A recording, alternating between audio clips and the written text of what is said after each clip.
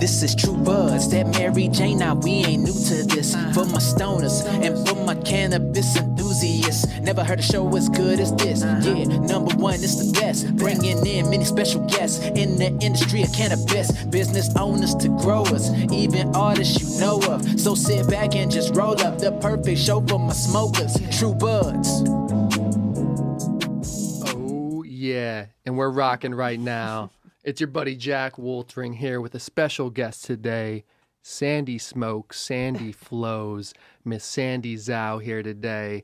And I want to talk to her. Oh, hello. hey, I'm like looking over here. So tell me a little more about what you got going on, Sandy, because your IG page is what drew me in, and you're popping. You're always doing some really cool posts on there. Thank you. Let's see. Well, I live in Los Angeles, and I have a lovely pit bull named Panda. Nice. I like that name. And so Sandy Smokes is my cannabis page that I started this year. And Sandy Flows is kind of just my personal life, flowing through life. And I love music. I love cannabis, obviously. So I go to a lot of festivals and just like to share a lot of the things that I experience, that I get to see and live in LA. So nice. And honestly, like scrolling through your feed, I'm even more impressed that it's just your first year doing that. Oh, thank you so much. Well, I come from, I've been in the fashion industry for over a decade and have years of digital marketing and brand development experience. So I think it's been really nice to kind of take all of that and funnel it into something that I'm really personally passionate about. Perfect. I can probably use your help on that end too. For sure. I would love to chat more about that. Yeah, because I'm sure you can tell my IG. I need to get more active. My main focus is YouTube and this podcast right now, but IG can only help me. I know that, so I just need to get better. It's but all your stuff looks really clean. Do you shoot it all on your cell phone? Is it a? Yeah, everything's done on my iPhone, and yeah, I try to keep it as non-manicured as possible because I feel like it's just more natural, and I want it to feel. I want my followers to feel like they're really experiencing life with me, as if they were, in the room with me. That's nice, and that definitely gives off that vibe for sure. Thank you. Yeah, it's hard to achieve, and Instagram for me is a whole nother beast compared to YouTube. I mean, I feel the same way about YouTube, actually. It's something that, I haven't quite taken on and I'm not as familiar with, but I feel like, they're all they're all megaphones, right, for your message and for the story that you're trying to tell. So where do you see the Sandy Smokes going in terms of, would you consider that like a brand? The Sandy Smokes, it looks like a brand to me, Sandy Smokes. So yeah, definitely. I think, it's funny. I started it because simply because I felt like I wanted there to be more Asian representation in the cannabis community. And also I just felt like with legalization and the development of the cannabis industry and the direction that all the conversation was going, I really wanted to become more involved and build a platform where I can connect with the community. Cool. Now, on your page, I also noticed that you have something regarding glitter. Forgive me, I don't know the tag at the moment, but tell us a little bit about that for anybody interested, Yeah, for sure. So it's actually, I have my own biodegradable eco plant-based glitter company. Oh, so that's your own company? Yeah, okay, that's nice. yeah. Okay, cool. So it's called Earthshine. Okay. Earthshine Glitter. And it started because from me frequenting a lot of music festivals and loving glitter and really using it as a part of my creative process. When I discovered what glitter was, glitter's made of pulverized plastic. And I found out more about its environmental impact on the environment because think about it goes into our water streams, it doesn't biodegrade, and it just stays in the system forever, basically. So not wanting to give up glitter, I partnered with one of my really good friends and we decided, why not find an alternative? And so we were able to develop this product, and it's made of eucalyptus, which is very cool. Okay. Wow. Yeah. So and with that eucalyptus, how do you get that metallic shine or that like mirroring effect? I don't know what. So it's depending on the color, there are things that are called bioplastic. So they biodegrade, but they're able to take on like they have almost the texture of like aluminum, and they're able to take on sheen like beetle shell.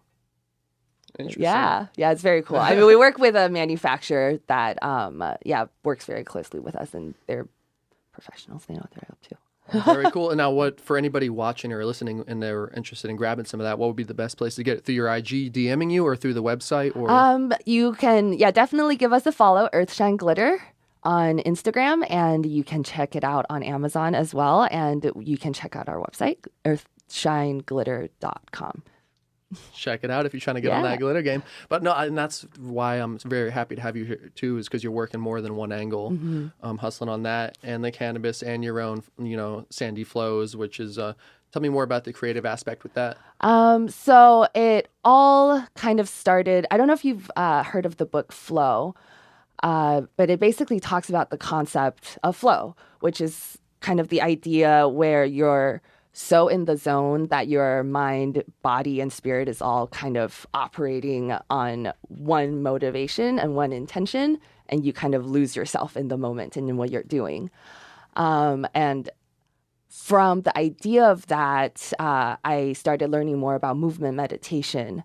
So things like yoga, and even all sports really, and even cooking sometimes. So just different activities where you're utilizing your mind in a creative way, but you're also physically moving your body and doing all of that to kind of help you get into the state of flow. So from there, I learned fire spinning. Oh, dang.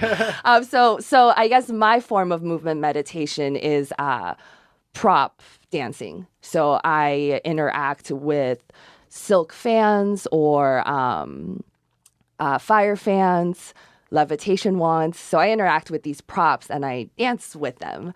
And sometimes I light them on fire. And actually, if you scroll a little back on my account, I did a video where I fire spun and lit a joint and smoked. Oh, damn. So I did not see that one. I got to scroll back. That's pretty dope. So the first time you did the fire spinning, were you intimidated at all, or were you kind of already in that state of flow, or were you like, I'm just going to embrace it fully? Or it was, it was definitely scary. I think each time I fire spin, it's still scary, but it's a part of the fun. And I think working with that fear and getting over it, and still being able to kind of lose yourself in the music and in the movement, is really the best part about it. And I totally agree with you, because that's how I feel about everything. And being an actor, it's like those times where the whole scene goes by and what just happened, that you were in that state that you're talking about. But there's times where that doesn't happen. You're like, I need to try to get to that state. Absolutely. So maybe I need to try more like movement exercises like that. I've done some movement like classes and stuff that have me doing crazy stuff, and it kind of brings you to another place like that. Yeah. So it's like, I do see what you're saying with the flow. Very cool. Yeah, I can imagine when you're acting and you're trying to project yourself into this other role and this other identity, and being able to lose yourself in that moment is, that'd be very cool. That to me is like the sign that it went good. If I walk out of the audition or the shoot or whatever, I'm like, what the fuck just happened? It's even happened to me during some of these podcasts. I'm like, what did I just talk about for an hour? Yeah. It's like you get into something and then all of a sudden you're like, whoa. Yeah, like the feel of time changes, right? Yeah. Like, yeah. That's awesome. So now tell me a little bit more about as I sip on this cannabis coffee I've never had before. It only has 10 milligrams, so it won't do shit. But so tell me more about your smoking method, or like what's your daily smoke like in terms of your creative process. And so I mean, my favorite way to smoke, and the way that I smoke most frequently, is with bongs. I was about to say.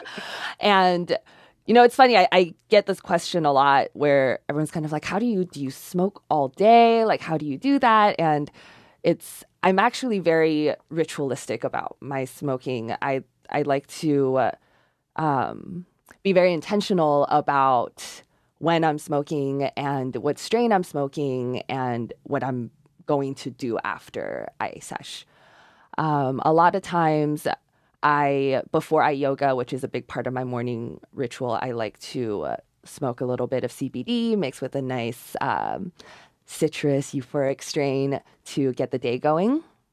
And then for work, a lot of times, like when I'm content making for Earthshine or trying to be really focused on one creative project, that's when cannabis is really helpful for me. It's very helpful for my ADD because usually I'm juggling like a million So it allows you to things hone in on that one Totally. aspect you're saying. Yeah. Very cool. And so you start that every day typically with a little yoga, kind of stretch out? I don't wake and bake every day. I try to break up my routine. So, but I like to stretch out in the morning. Props to really you. take my time. That's hard. I've done it a couple times. I'm more of a night owl, so at the end of the night, I'll decompress with like the foam roller, stretch out. But like for me, sometimes in the morning, it's really hard to get to that state that you're talking about. So props to you on that. Like I'm such a bum at night. I'm like a big bowl of indica and Bob's Burgers on the couch type of girl. Well, it's funny how everybody's different like that. Like, I guess I've worked in the restaurant industry for many years. I still bartend, so that's part of it too. I get off late, so sometimes when I get off, I still want to like keep working for hours and hours. So it's like, oh wow, yeah, it's been weird. For the past couple months, my average bedtime's like 4 to 5 a.m. wow. Yeah. And then when do you sleep till? I try to get at least 7 to 8 hours. So, depending. Whenever I go to bed, I'll set it to 8 hours. Sometimes I'll wake up earlier, but I'm one that needs sleep. And like sometimes I'll deprive myself a little sleep, but I got to catch up on the weekend or something and get like maybe a 12-hour day of recuperation. Yeah, for sure. I love those. Yeah. You wake up feeling so good. Mm-hmm. And today I actually got 9 hours. I woke up feeling really good. Well, I woke up actually, my girl had made some like pancakes and eggs. I'm like, I'm still tired. So I'm gonna go back to bed. And I didn't even know if I fell asleep, but I came back out an hour later feeling great. So, I love those. Sometimes I just wake up and eat and go back to bed. yeah, your body's like, okay, Yeah, we can go. I'm ready. Yeah, That's me at night too. I like going to bed with a full belly. same. It makes it so much easier. And I've been like thinking about it lately. I'm like, maybe it's actually like a scientific, like biological thing, the fact that like the blood's not in my head as much. Because it's easy to overthink sometimes. Yeah. I like to focus on breathing and stuff, but I'm just weirding out on that aspect. But Quite literally just Yeah. shifting the Yeah, focus yeah. of your body. I love it. yeah, Because I feel the same way. I sleep better, definitely, on a full stomach. yeah. Huh. But I thought I was just a fat ass. I just love to eat. But I feel you on indica late night. And Mm-hmm. like, coming out to California, I'm out here for about 4 years now. Being in the Midwest or like the East Coast, I didn't really have a choice of what I was smoking, And I never really thought I would. So now it's nice to be able to actually pick more. It was more like whoever has the good bag, I want to get that. And I don't necessarily know what it is. I didn't trust their names that they're giving in a lot of times. Back in the day where you just get weed. Yeah. It's like, this is just some good shit. Yeah. Smoke this. I'm like, all right, can't argue with that. But it's like, what about edibles? And so bong's the main method. What about like tinctures, edibles, anything kind of like that? I started medicating because I have restless leg syndrome, and that causes me insomnia at night, which is where the heavy indicas come in. But that's also where I do use a lot of edibles and tinctures because those things tend to be a little bit more long lasting. So it helps me stay in, deep sleep longer at night. Do you have any particular favorites, or are you kind of switching it up? I switch it up quite a bit. I feel like my body just starts getting used to something and I need to switch it up. that. But, I love Cushy Punch. I feel like it's nice and potent and does what it needs to. Yeah, they hit hard. And yeah. and I've always been plugging Cushy Punch. And then did you see what happened recently? Oh. So in the news, essentially they had a Cushy Punch underground facility get busted.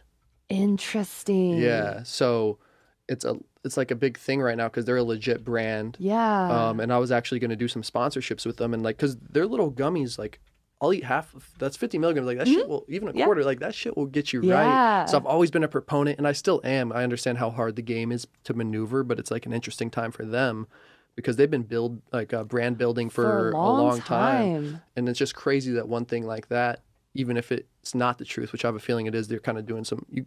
That's the thing with a lot of legal companies is they got to you got to get the money. It's unfortunate that a lot of companies are being kind of cornered to work in the gray area, unfortunately. And I mean, that's another big reason why I wanted to start the account and become a part of the conversation, because I feel like there are so many people out there launching products and starting companies who, aren't really advocates for cannabis. Who are just kind of jumping on the wagon because, there's a lot of big cannabis money right now. And I feel like, but then there's companies who have been trying to build their businesses and building the community and providing very legitimate products who, has still struggles to properly operate with all the right intentions. It's a crazy game. And I do respect what you're saying, though. And I try to do that, too. And like, I'm a pretty easy person to please. Is like, is the edible, pardon me, or like the flower or whatever vape, does it do the trick? Mm-hmm. And if it doesn't, that's the only time. And it's far and few in between. Like there's absolutely, most I get from the dispensaries out here are pretty legit. Like, I mean, I don't know about you. Have you got some that you're just like, this is shit? No, I think when it comes to like flower and edibles, I usually have a pretty good experience with the product. I think nowadays there's just so many different brands and everyone's launching something new. So it's really just trying to navigate everything that's out there. But it's also fun to get to try new products all the time, Yeah, for sure. And like with that too, is like there's so many brands and stuff out there, but like the beauty of like what you're doing, what I'm doing with like the content, the video, Instagram podcast, is that we're providing value in a lot of ways that like a lot of these bigger companies, they might, I've done sponsorships and stuff for them, but like a lot of them don't have that aspect to it. Like somebody just being like a genuine person telling them like, hey, this product's solid, or maybe like I've done a couple reviews where I'm like, I wouldn't fuck with this again, probably. Or I'd steer you towards here, just honest. But that's where it could be weird too. A certain batch could be better. So it's hard to be. Yeah, I definitely agree though. I think the personal interaction is really nice. And it makes me really grateful that I decided to start my account, because it's just been so rewarding to kind of hear all these different people's stories and journeys and, struggles with cannabis and the taboo and the stigma that comes with it. Yeah, and it's really cool to see it just kind of, especially in like the Midwest area where it's starting to become more, which is really stigmatized, but it's like still starting to break down there. And it's just cool to see that kind of rolling out. It's like, we're in a very cool time right now. Yeah. Like, I mean, I feel so spoiled being in California, because I feel like, it's just always been so much easier out here. I was in New York recently and just being reminded of how conservative even like Manhattan still is about cannabis. And, I love the progress that we've made, but it's also just good reminder that there's still like a very long way to go. Yeah. And that's like when I first came out here, I went to my first dispensary, I got my medical card, and I'm like walking in like nervous and shit. I'm like, cause like to the point, like I've always been so like trying to be low key. I'm like, oh, this is cool. Like I can go in here and just buy stuff. So it's like, it's funny, but it's, what's your opinion on like, in terms of federally, do you have any opinion when that might happen? Or like, I know that's a hard question. It's hard, I hear things, people are like, oh, in the next 4 years for sure. But then I hear things like Manhattan's trying to ban CBD again. So it's just, I feel like it's this constant cat and mouse like chase that. See that CBD stuff is the only thing that really pisses me off. It's like, how are you going to ban CBD? Like THC still bugs me, don't get me wrong, but it's like it's bad enough that there's never been a medical or scientific study that proved THC or CBD has any sort of like negative or fatal like harms to the body. And when CBD has proven over and over again, it's like health benefits, and it's mind baffling to me that like we're still just in and this, And it probably in Manhattan too, in most of these places, it's probably a money thing. It's probably big money. Totally. I mean, I don't mean to sound like a conspiracy guy, but it's like pharmaceutical money trying to, So it's probably what it is, but that's still fucked up. That's even more fucked up. So it's like, I don't know. It's an interesting time. But when you talk to people, like I have a friend who has a son, and he gives him CBD for his seizures, and his wife even wasn't as for it. But like after seeing like the progress, like it's like amazing, It's like And I have another, I did a cannabis enthusiast video series, and I had a lady whose hand was like paralyzed, and she puts the cream on her hand and she's like good to go. That's amazing. So it's like when you hear the CBD stuff, it's crazy. But like with that being said, isn't it like a federal law that it made it legal to grow hemp for yeah, I believe so. So I think it's more the retailing of it. Okay. Yeah, which, you know, even with all of the testing and regulations in California, there's this bottleneck.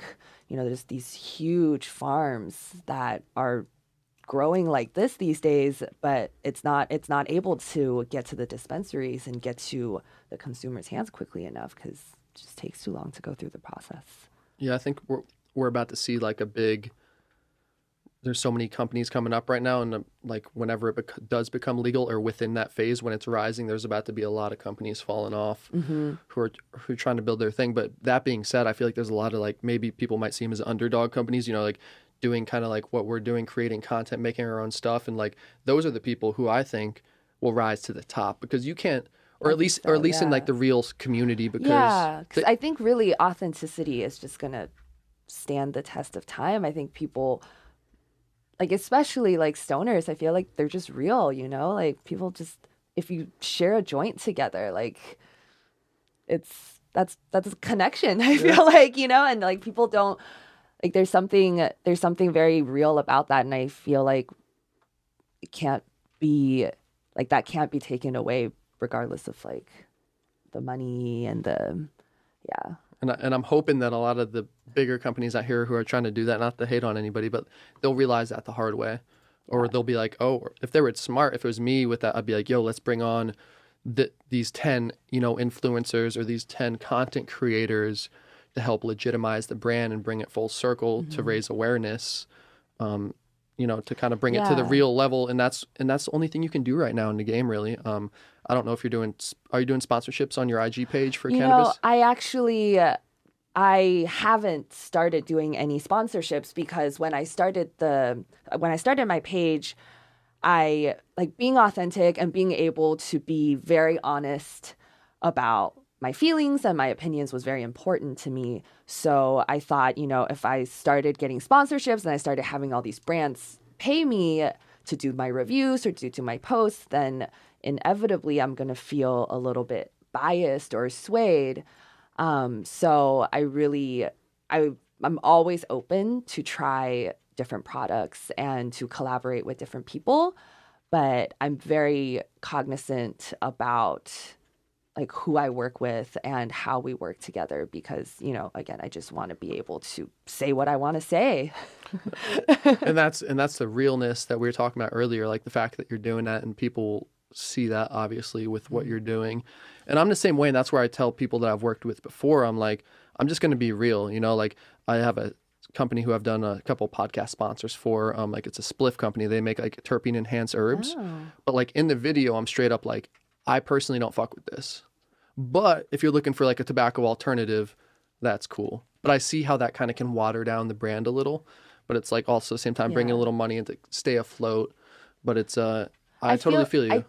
But I also like I love that perspective though, because if I was looking for something like that, I think it's very it's great to hear from somebody who's like, oh, this product might not be for me, but let me tell you all of the features and what you can get out of it. Then it's a very honest way to receive the product and learn about it. And that's what and that's the key, I think, for a lot of these businesses and everything. And so I'm sure you'll be getting tons of sponsors down the road if that's something. It sounds like you're kind of, so you got to find which I respect, you're trying to find the right fit. And I think I'm definitely I'm at a place where I want to continue to grow the brand and find the right people and like the right partnerships like tonight, to build and grow in an organic way. With the right companies or the right brand, absolutely. But, we'll see.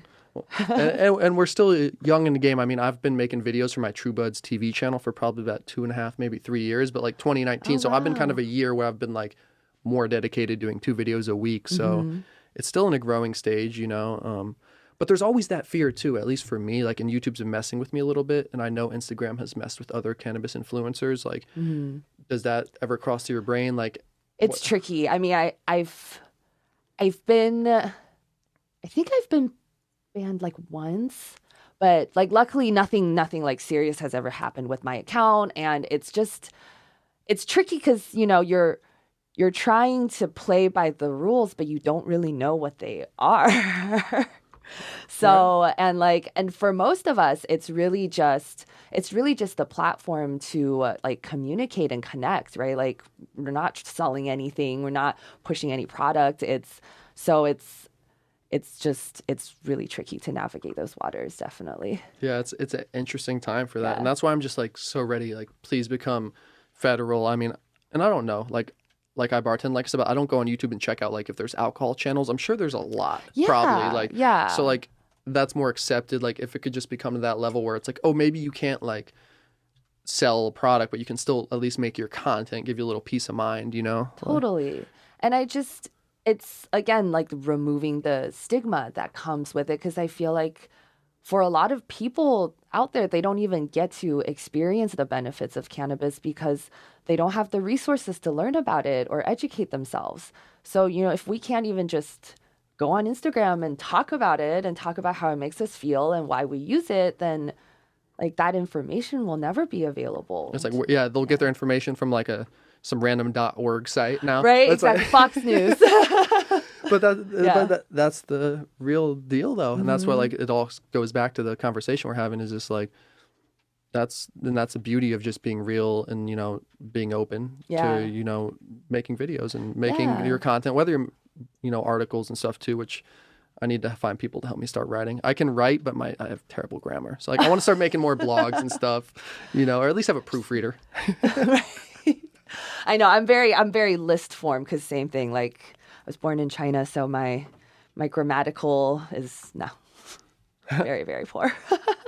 Now, in terms of the China stigma, like, is it really stigmatized there still? Oh, completely illegal.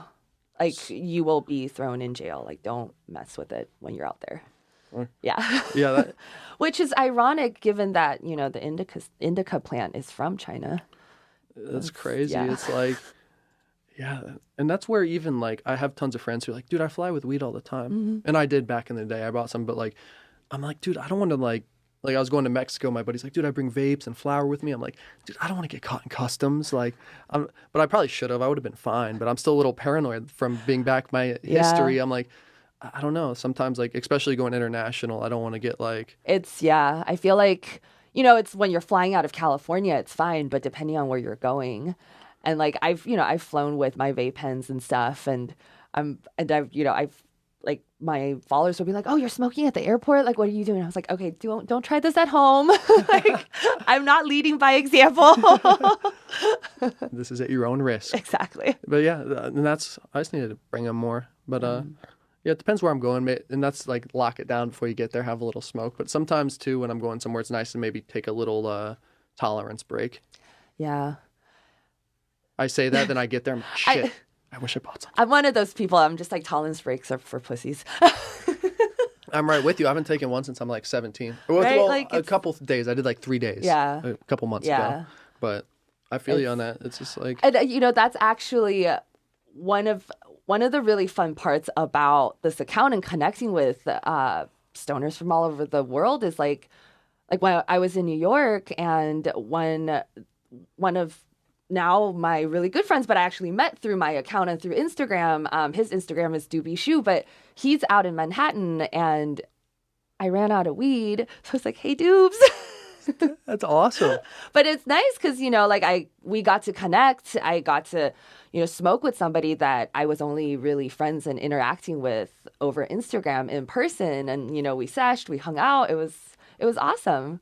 And I got to try out some Manhattan weed. You know, they have like, being from Jersey, they have really good stuff out there. Mm-hmm. I was pleasantly surprised. Yeah, they got it going on. They used to call it they actually used to have delivery services out there. And then it used to be called Cube Nug, at least we get in Jersey. So they put it in a plastic cube, and then it would have the label on there. But people were charging like $75 an eighth for that. But it was so good. I was like, oh shit, like I'll pay that. I'll pay that. But still, even where I was at in Jersey, people right now, I went back to visit probably 3-4 years ago. People are charging like 25 a gram out there. Damn. And this is something weird too. I'm bringing up when I moved to Kansas, people were selling half-eighths. Have you ever heard of that? Half-eighths? Yeah. Is that like a dub bag? It's a 1.75. But I'm like, that's such a weird increment. So like when I moved there, I was the first dude doing like gram bags. So everybody started buying grams, but people are like, can I get a half-eighth? I'm like, well, you can get an eighth. Like, I'm not, what do you... How do I? But it didn't make sense either because most people were doing half-eighths for 30 and an eighth for 60. So I'm like, there should be a markup per increment from the gram to the eighth to the quarter to the half. To give the incentive, you know? Yeah, I mean, I come from retail. I'm all about the incremental incentives. I mean, that's why I just buy in ounces now because, you know. Yeah, and like that's where like my buddy Chris I had on the show, he does only outdoor at the moment. He's had a couple indoor operations, but he has like 3 or 4 right now. He's spaced out. It's probably around harvest time, but he's like, oh wow, he does it all. And like maybe I can get you some of that because I'm trying to link up with him too. But yeah, he gets it, and he gives me his trim sometimes. Like I have probably like a quarter pound of his trim. I'll make some butter with. Do you ever make your own edibles? No, actually, I haven't in a really long time. It's tricky because whenever I've made it, they've always come out really, really, really strong. That's the thing. And then no one would eat it. Well, and that's what I was like, and that's why it's so hard with edibles you're making on your own, or at least for me, I use different amounts, different flour every time, so you'd never know what it's going to be like. It could be like mellow, or it can hit you like. But I mean, I like them that way, so then it just ends up being me eating everything that I make myself, which is fine, but. And you can get like really creative with it and do crazy stuff like I've done on my channel. But at the end of the day, my favorite way is make a cannabis infused coconut oil, put that in a smoothie. And you're good to go. Oh, that sounds good. Even maybe put a little mango in there. Oh, yeah. Yeah. Oh, that sounds delicious. What's your thoughts on the mango thing? People saying that mango gets you higher because of the terpenes within the mango fruit itself. I did the video on this a while back. I did the research. I'm like, this seems legit. I tried it actually too. But it could have been mental. Does that apply for all terpenes then? Like if you had an orange or like a... I don't know. I think there's a certain lavender one. Tea I wish with your indica.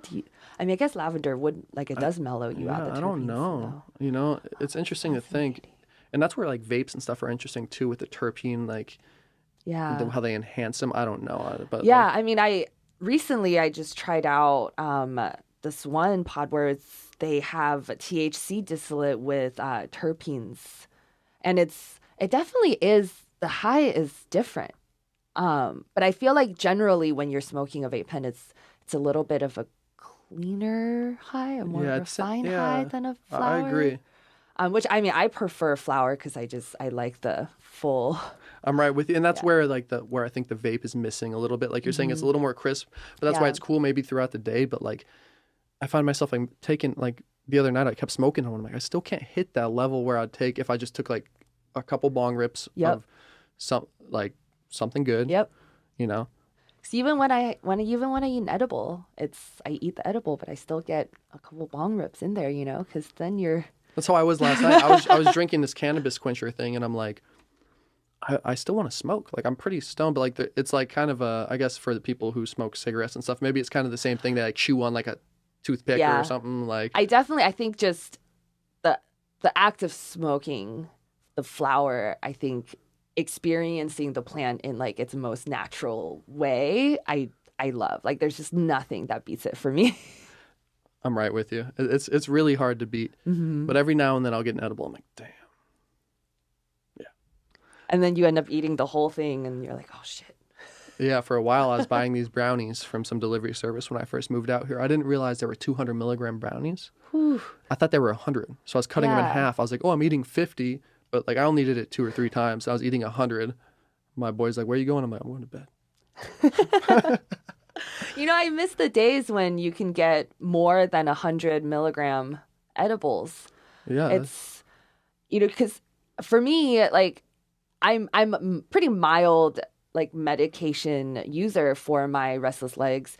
And even then, sometimes, like, a lot of edibles just aren't strong enough to keep me, like, sound asleep through the night. And I think about the people who, you know, are medicating for much more severe symptoms, and just the amount of money that they have to spend, the amount of more product that they have to get just to be able to get the same amount of the same effects as they used to.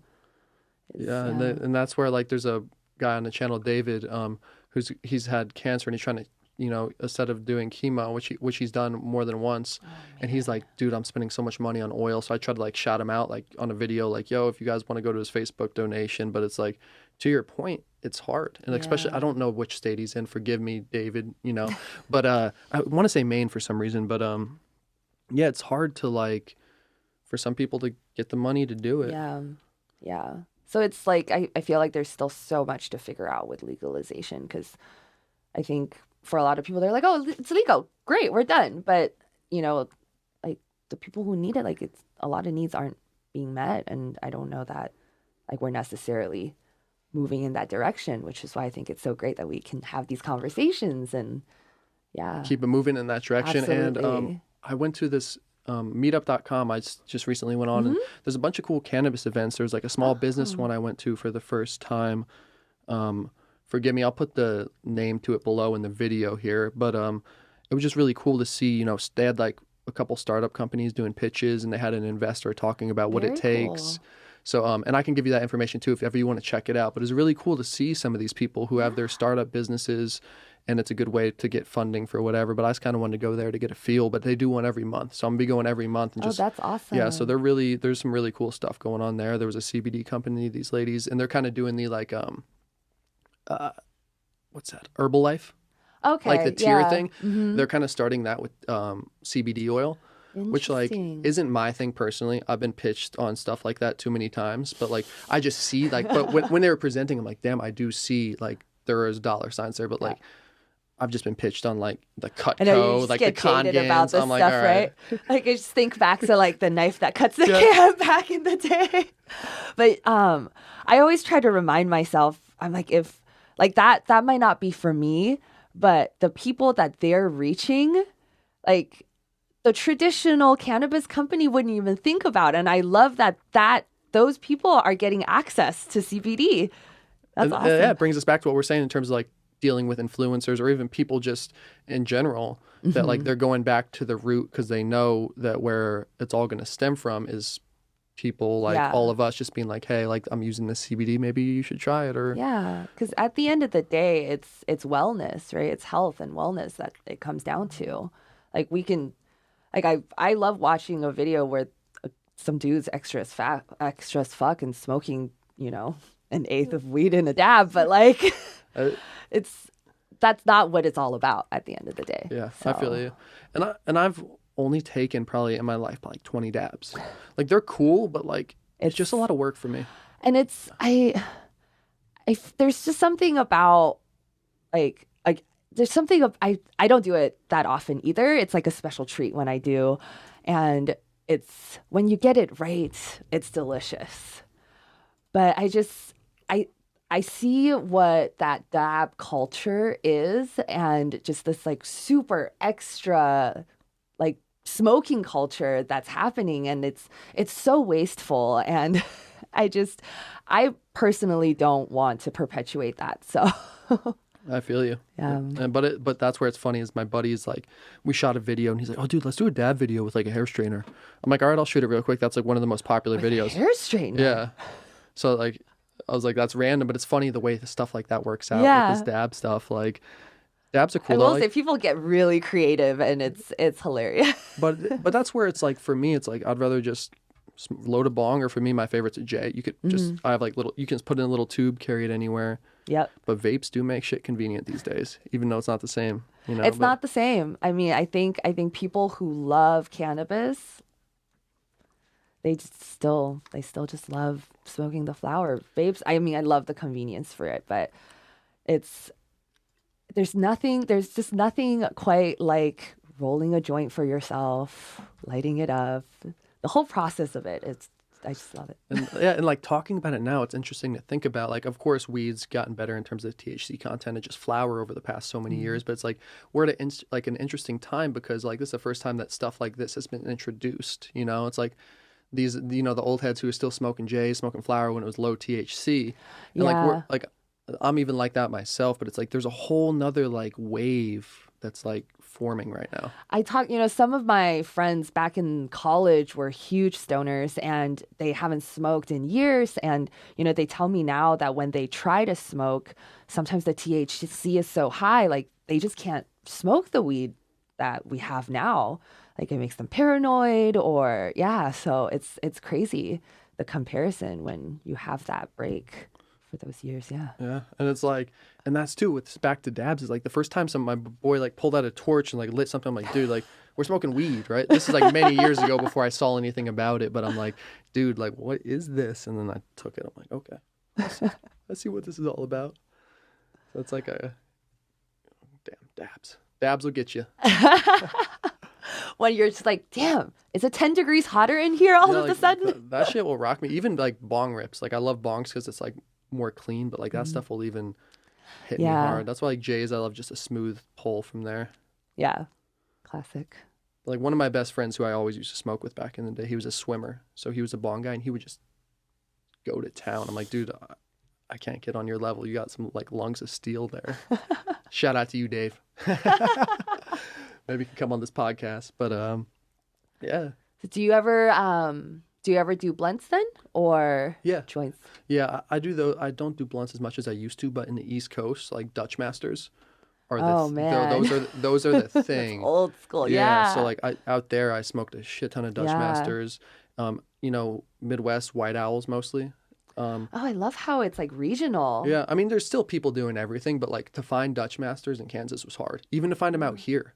You find the little cigarillos, but you don't see the full master style Dutch Masters in many places. Like I went looking for like a while, so I ordered them online. But I'm like, yeah, to me it's a treat. Like I used to smoke them, but same. like that, I realized that's not the. It's kind of rough. I do like high hemp, just like non-tobacco.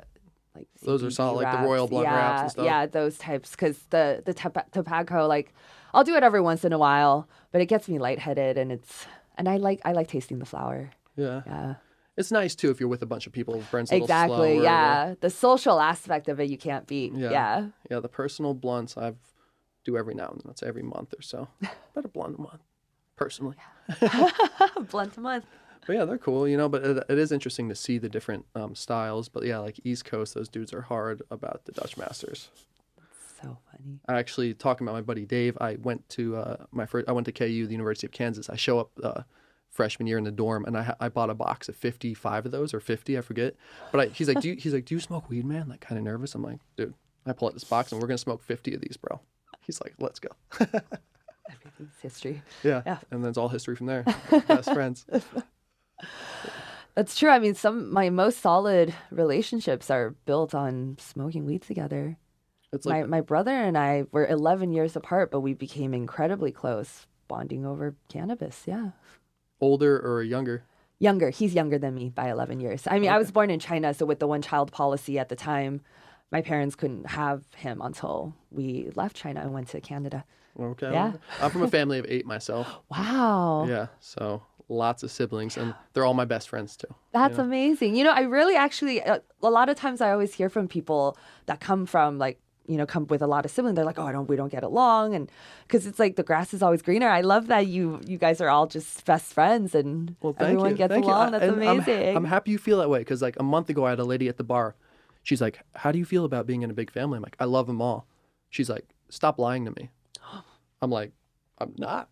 Like, they're all my best friends. Like, and I'll give credit to my mom on that one for helping pull that through. But I've definitely met bigger families where like, I hate or there's drama. I'm like, yeah, what's the need for any drama? Everybody just let the ego drop. There's no need to have drama with family. Yeah, well, right? Maybe there are times and places, but at the same time, I'm that person who's like, just let it go. Yeah. It's fam. Well, like it's funny, like with my Chinese immigrant parents, like cannabis has always been a really tricky topic, and it's something that my brother and we like strategically conspire to like tag team our parents on to like get them to open up to it. And it's funny, after legalization we really like pressed on the gas pedal with that, and we were able to share a joint with my dad last Christmas, which was very exciting. That's awesome. I'm still yet to smoke with my mom. But yeah, so I'm working on my mom now. I think she's a little bit more conservative. But yeah, so that was really cool to kind of introduce something that is just completely out of the realm of reality for my parents to them. But even then, I think, like, even then, my mom doesn't know about my cannabis account right now because it's a little, I think it'd be a little much for her to see me smoking every day. So we're easing her into that. But yeah, it's tricky. Just, I think for a lot of Asian Americans, actually, most of us, I'm fortunate that my parents, I was able to share with them that I use cannabis. But I think for a lot of us, and like, the parents don't know about it at all.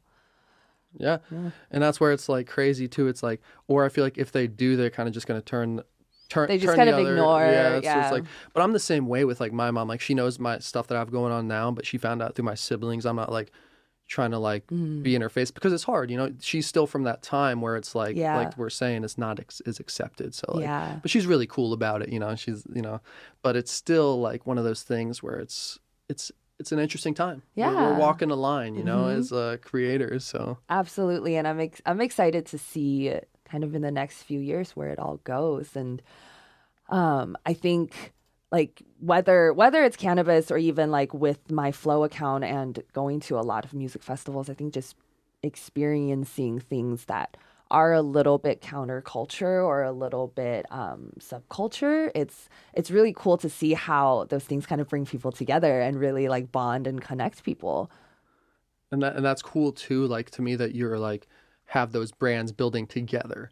So like, do you see do you see like crossover from there? Do you get people from like Sandy Smokes going over to your page like, oh, I found you on Sandy Smokes, and I'm like, I am starting to see that. It took a little bit of building, and then I'm starting to see overlap in my two communities, and it's really cool because I do want to build everything at the same time and holistically, because I feel like me, myself, and the way that I choose to live my life and the way that I choose to create is to question the status quo and to question kind of the formulaic way of life that we've all been fed, and to, you know, like take a minute and be like, how do I want to live my life?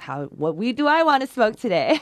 That is some real talk right there. 'Cause I feel like if you're not doing that, it's not worth it. Like if you're not questioning, or like I heard something a while back that I try to live by is like make myself uncomfortable. Because like I can overthink content, you know, all the time. But it's like when you put something out, or at least me personally, sometimes I'll put videos out. I'm like, shit, I don't know about this one. Like, and just doing it anyway, even though you don't feel the most comfortable or whatever it is in your own life. Other people have their own things. But for me, it's a lot of times content. I'm like, I think I could have done better. And then I'm just like, I'm overthinking this. Fuck it. Let's go. Sometimes it's so personal. Yeah. But, you know, a lot of times I feel like when I do that, the results end up surprising me too. And that's the truth. And so it's so beautiful. This is when that like actually happens. You're like, okay, I was onto something there. Like I trusted my gut and it went through. And and it's awesome when your community like responds to you, right? And it just like keeps you going and it keeps your creative juices flowing.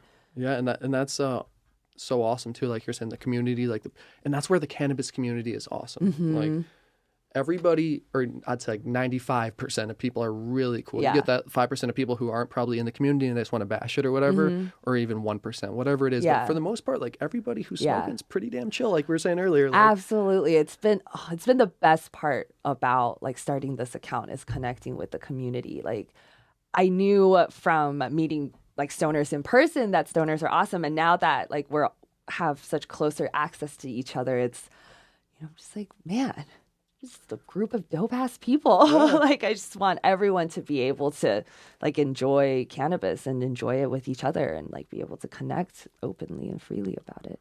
Yeah, I feel the same way. Have you this for some reason popped in my head that Lowell Farms, have you been there yet? No, cafe? I haven't. Okay. Yeah. I want to check it out myself. I went when it was closed. I like tried to go got when it was excited. closed. I shot a little video about it and I was like, I need to, but I thought it was open. I Googled it, said it was open, but my buddy was going today, but I was just too busy to tag along. So I want to go and check it out. But I think that's like a steady move. It's for sure. Like I love that it's the first, right? The first cannabis cafe that opened in the US. Yeah, I believe so. Yeah, which is awesome. Like I went to Amsterdam a few years ago, and Oh, nice. it was just amazing. So I love that is starting to happen here. Though I will say though, like I think they have like $18 quesadillas, or like the food prices are ridiculous. Oh, I heard and- it's crazy. I heard you yeah. gotta put there's like bong rental fees. Like Yeah. I heard it's pretty crazy. So it's like it's again like walking that line of I love the progress and the direction, but I feel very conflicted about how non-accessible and how exclusive it is. So yeah, it's So how but do it's you, a step in the right direction for So sure. like how do you feel about like larger dispensaries? Would you rather, or where do you get what dispensaries do you prefer? Like are you like, because MedMen's really like commercialized, like do you prefer to support the smaller, more local? Definitely, yeah. I like to go to the smaller, more local. And LA has so many dispensaries and new ones popping up. So it's also just kind of fun to jump around and check out all the different ones. And depending on which one you go into, they have different strains. And I like to hop around depending on the deals and which day of the week I'm going to as well. I was gonna ask you, I was like, do you have a favorite? Actually, I go to Terp Market. Oh, that's the flea market. Yeah, Oh. so they're like the farmers market for cannabis, and that's definitely my favorite. It's old school, just bags on bags of flour. It smells amazing in there, and then people just have rigs and pieces out, and they're doing dabs, and you can try stuff out. The prices are so reasonable. The quality's amazing. You're a lot of times working directly with the grower, so you're cutting out a lot of the middlemen. Yeah, it's awesome. If you ever have a chance to check it out. I really want to. I think because another friend who was on here was talking about it. He's like, dude, I go to the Turp Market. I think he said every Thursday, if I'm not mistaken. They He's do like, it "It's every legit." Thursday, and then they have a smaller one on Sundays too. I'll forward you their Okay, Instagram. cool. Because I was like, yeah. Sunday's more doable. Thursdays a little, but I'm like, dude, I'm gonna take time off to go check this shit out because it It's seems awesome. like the most important thing of like just the community and Mm-hmm. the people who can't, like Chris who was on here was saying like people when he was growing his stuff and he tried to sell it to the dispensaries, like there's so much flour in the market that they're gonna Yeah. lowball Yep. the shit out of a lot of these growers, and it's hard for them to like Yep. justify it, like Exactly. keep going. Yeah, and I think that's why it's so key, and it's not just cannabis. Like coming from retail, I'm very much an advocate for buying small and supporting small because it's much more sustainable that way. So what did you do in retail? Oh man, so I have I started when I was like 19, and I come from fashion, and I've hopped around everywhere in Los Angeles. I've been at let's see, like all of the retail companies, BCBG, BB, Nasty Gal, Okay, yeah. Forever 21. And from there, I kind of just got really tired of the corporate game and went into e-com and went into web and started working with more of like the startup retail brands. And recently I just came off of a project where I helped develop and launch 8 different brands of like apparel, products, home goods, and all of that. Nice. So, Congrats. thank you. So it's nice that it's been a crazy year and a half, and it's been nice to kind of come off of that and now be able to focus on, Earth Shine Glitter and Sandy Smokes, some of, my more personal projects. And that's where it all kind of comes in. Like I've been talking to many people about this, where the path just kind of flows. Bring it back to the flow is like just a natural progression from the retail to understanding that aspect. So you have that skill set to keep building your brand and the way you want to. Totally. Is really where it's at. Yeah, I think there's something that comes, like when people say that you are seasoned, it comes with having lived through many seasons. And I think when I was in my 20s, I was very much in a hurry all the time, and I didn't know how to pace myself or go with the flow. And I think cannabis actually really helped me with that. It really helped me become more grounded and centered, and it brought a much more healthy balance to my life. And yeah, now it's at a place where in hindsight, I can see how all of these steps, whether they were, amazing or just god awful, were just all building blocks to get me to today. And I'm very, very grateful. And you sound like an optimist like myself in that aspect, seeing everything, even if it was shitty, it's still an opportunity to learn, grow, and Yeah. just keep doing your thing. Yeah, I think like you were saying earlier, like you like to make yourself feel uncomfortable, right? I feel like growth comes from discomfort. Like even when you're young and you're growing, like I remember my bones would hurt because Me too, that shit sucked. right? So it's like you don't grow and evolve as a human from being comfortable. Yeah. So Complacency can definitely happen. yeah. And that's where I feel like, everybody does it. And that's where I want to get completely out of like bartending. But like I still meet a lot of good connections and stuff, but I'm slowly like taking my days away from that Yeah. as I can keep building my cannabis brand, True Buds and everything, which is helping equal it all out. So I can keep Yeah. going in that direction. I love that. Going Yeah, with your flow. Yeah, go with the flow. So I have one more question here for you today. If you could provide like some insight or a little advice for anybody who's trying to kind of start their own deal in cannabis, whether they want to be an influencer, or they just want to come up, make content, or they want to get in the retail side, or anything, what would be maybe your advice? I know we've kind of talked about a bunch of it already. I think a big one is definitely just being authentic. I think it's really easy to just get lost in the sauce and want to do what everyone else is doing out there. And but what will be long lasting and what will be true engagement with the community is, putting your authentic self out there. And I think it's just doing it. It's scary sometimes to take the first step. And even for me, sometimes I don't feel good, or I have a day where I just feel off and I don't want to post. But I think it's important to just like push yourself over the hump. And even if it's not your best foot forward, just put it out there, because like the community will support you and you'll feel it. Thank you. Yeah. Well said. A step at a time, even when you're not feeling it. Exactly. Really liked what you said. Don't Thank get you. lost in the sauce, my friends. Thanks again Just for hanging dab out. the sauce. I like that. Just take a dab of that sauce, smoke a bong, eat an edible, do whatever you're feeling. Exactly. Thanks again, Sandy, for chilling today. Thank Really you for appreciate having it. me. It's very, very fun to be on. And I'll hopefully have you back on as this things Absolutely, progress. I would Hopefully love get you to. on another episode. So, and thanks to all you for tuning in here to the True Buds podcast. I'll see you on the next one. Bye. Thank you to the sponsor of this video, Mind Muscle Academy, Justin Woltering, the dude who inspired me to start getting in the gym. Thank you, Justin. Go check out Mind Muscle Academy, justinwoltering.com for all your fitness needs, and blaze one up. This is True Buds, that Mary Jane, now we ain't new to this. For my stoners and for my cannabis enthusiasts, never heard a show as good as this. Yeah, number one, it's the best. Bringing in many special guests in the industry of cannabis. Business owners to growers, even artists you know of. So sit back and just roll up the perfect show for my smokers. True Buds.